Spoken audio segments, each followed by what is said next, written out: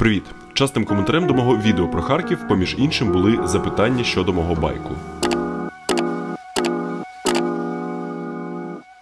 Тож я, знов завітавши до Львова, вирішив швиденько розповісти про цього залізного поні і мій декількамісячний досвід на ньому. Збоку виглядає, наче я вкрав його в якоїсь дитини. А також трохи поговоримо про урбаністику і те, які є переваги і нюансики з таким видом транспорту в наших містах. Але перш ніж розповідати про електробайки, трохи контексту про мою історію захоплення велотранспортом.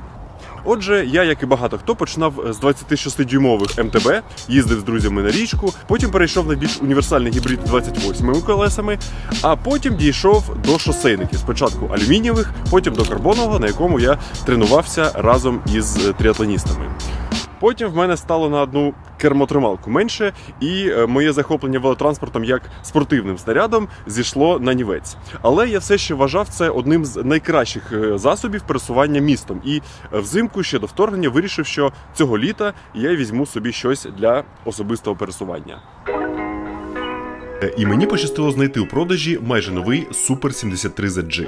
Це відомий американський бренд, який свого часу став родоначальником таких мопедоподібних роверів з широкими колесами і дуже незвичайним виглядом.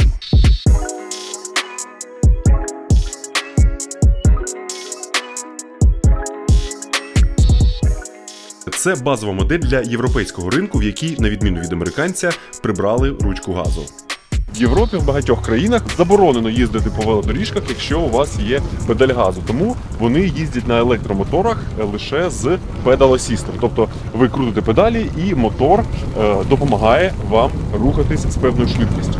Тут стоїть жорстке обмеження в 25 км на годину. Я спочатку думав, що це дуже маленька швидкість, але у трафіку зараз, спускаючись вниз, я постійно наздоганяю тролейбус і вимушений чекати, поки він проїде, тому що зліва потік машин, справа я його не об'їду, і це на середній швидкості десь кілометрів 15-20 на годину. Такого ліміту швидкості цілком вистачає, щоб пересуватись щільним міським трафіком. Це в середньому швидше і комфортніше, ніж громадський транспорт, звісно, повільніше, ніж своя машина або таксі, але знімає проблеми з паркуванням і цінами на паливо, що цього літа стало особливо актуально.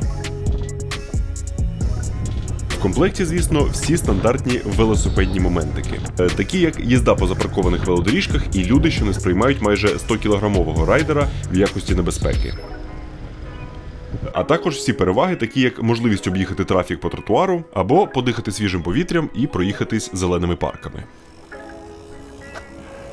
Найбільшою проблемою на велосипедах з однією рукою в мене завжди були спуски, тому що дуже важко однією рукою тримати контроль над своєю швидкістю. Я колись знімав в Турції, трохи цього не розрахував і розмотався об асфальт.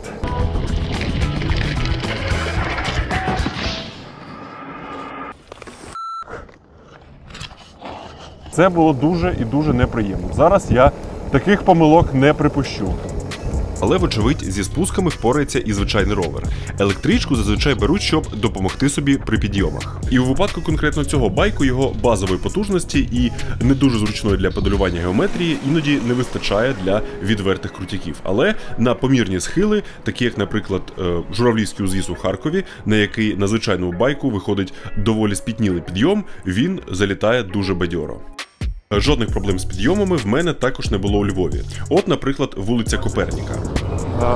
Навіть на першій швидкості було дуже легко по ній заїжджати. На другій взагалі жодних зусиль. Я просто роблю вигляд, що я кручу педалі.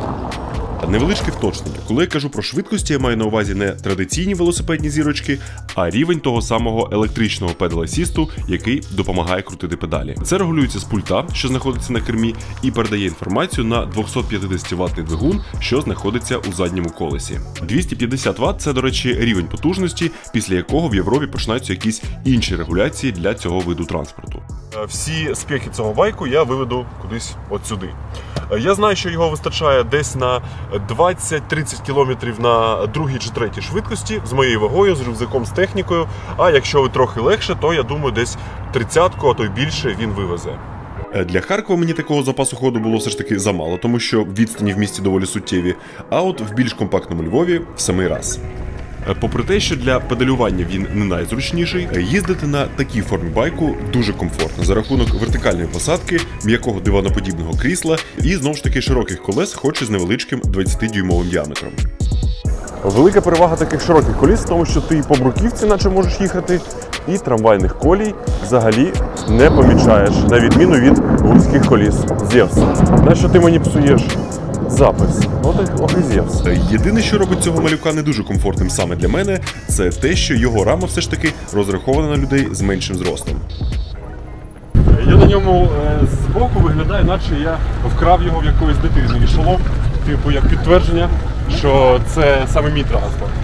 Але, знову ж таки, через те, що в нього є мотор, я не маю жодного дискомфорту в керуванні цим прекрасним роботом. Звісно, я навіть для тесту не проїжджав на ньому якісь багатокілометрові бревети, тому що він, власне, для цього не призначений. Основним сценарієм використання для мене були поїздки зранку на баскетбольний майданчик у центрі.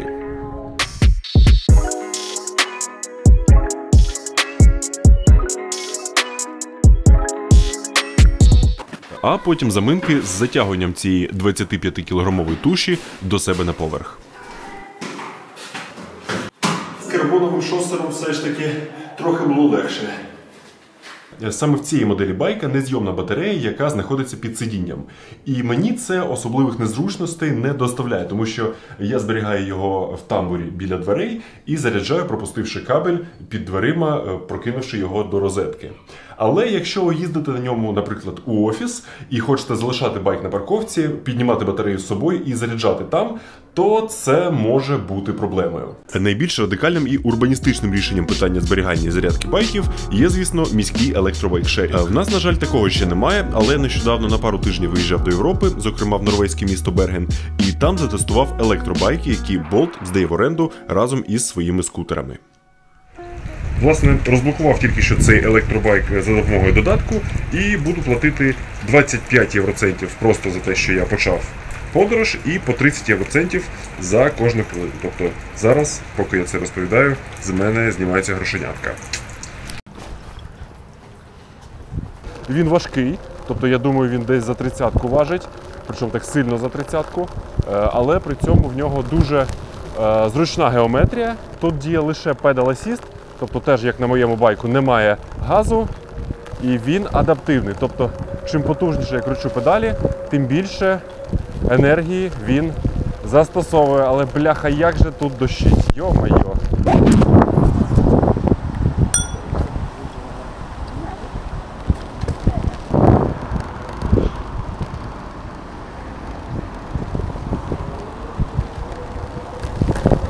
А ну, як він залізе нагору.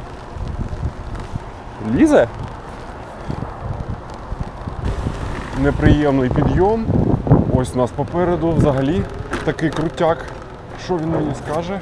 Ні. На такий схил в нього бурі не вистачає. Оп. Доведеться його на собі тащити. Ех, друже, підвів ти мене. От я, значить, запаркувався, заплатив 4 євро за свою невеличку подорож з апартаментів до університету, і це було доволі комфортно. Байк захищений від дощу усіма можливими засобами. Тобто тут і крила на обох колесах, і ланцюг повністю закуваний у пластикову оболонку. Тому що в цьому норвезькому місті це необхідність. Про нього ми поговоримо в окремому відео. А у цьому відео хотів би сказати, що Bolt, якщо ви якимось дивом натрапили на це відео, то, будь ласка, притащіть такі електробайки в Україну. Я розумію, що зараз таке може бути не на часі, але це було б дуже і дуже круто. І це, якщо що, не якась безпалівна інтеграція болта. Вихід цього відео підтримали мої друзі з IT-компанії Altexsoft. Це мій колишній роботодавець, який зараз продовжує працювати, підтримувати волонтерські фонди і наймати нових співробітників. Посилання на сайт з їх вакансіями у описі цього відео. А ми повернемось до основної теми цього відео.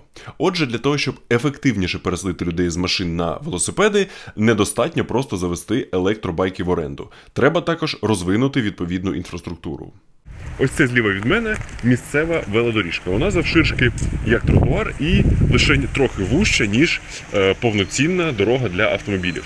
Це, на мій погляд, ті заходи, які треба приймати, якщо ви справді хочете, щоб в місті була повноцінна велоінфраструктура.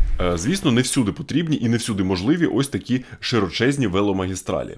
Велодоріжки мають відповідати тому, що їх оточує. Наприклад, у центрі Львова фізично неможливо зробити якесь розширення, тому там іноді велодоріжки – це просто шар фарби поверх тротуару. А іноді це дуже прикольно зроблені окремі смуги, які йдуть паралельно з бруківкою. Хоча вони іноді починаються та закінчуються нічим. От такий класний з'їзд з бруківки на велодоріжку. Ну, але вона хоча б є. Звісно, в мене є низка питань до львівської якості асфальту і місцевої інфраструктури. Але ось так, наприклад, виглядає тутешня мапа велошляхів. А ось так аналогічна мапа виглядає у Харкові. І більше того, ці велодоріжки суто рекреаційні, як, наприклад, ось ця в Саджаному Яру, по яких ти нікуди особливо не доїдеш. А громадський транспорт взагалі не пристосований для того, щоб провести велосипед на ньому. І в харківському метро, наприклад, зробити це дуже складно, особливо при його звичайному навантаженні. Тема, знову ж таки, може здатись не на часовою, але саме зараз, коли багато людей залишилось в місті, а ціни на паливо злетіли, швидкий спосіб дістатись до метро, а потім безпечно переміститись між районами – це, на мій погляд, дуже важливо. За роки катання в Харкові я вже звик їздити у правій смузі автомобільних доріг, але це далеко не найбезпечніший спосіб, особливо для тих, хто тільки хоче пересісти на велосипеди.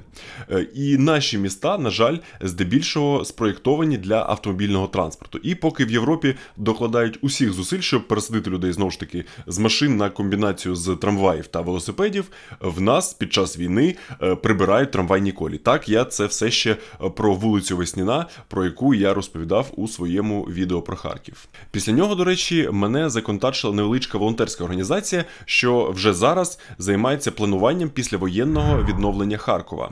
Вони створюють презентації, збирають best practices з усього світу, і вони зараз хочуть долучити до цього якомога більше спеціалістів з різних галузей – економістів, екологів, маркетологів. Тому, якщо б вам це було цікаво, то посилання на їх фейсбук-сторінку я залишив у описі цього відео. Мене особисто дуже цікавить вся ця роверно-урбаністична тема, і я роздумую над тим, щоб створити на цьому каналі окрему невеличку рубрику, в якій би я ділився своїми думками з приводу того, що б ми могли перейняти у Європи, щоб зробити кращими наші міста у майбутньому, і в переміжку з усілякими оглядами цікавих електротранспортних засобів.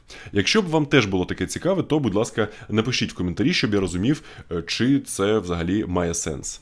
А якщо ви хочете підтримати канал, щоб я міг змогу також продовжувати працювати над своїми основними тревел-відеопоробками, то можете долучитись до спонсорства на YouTube.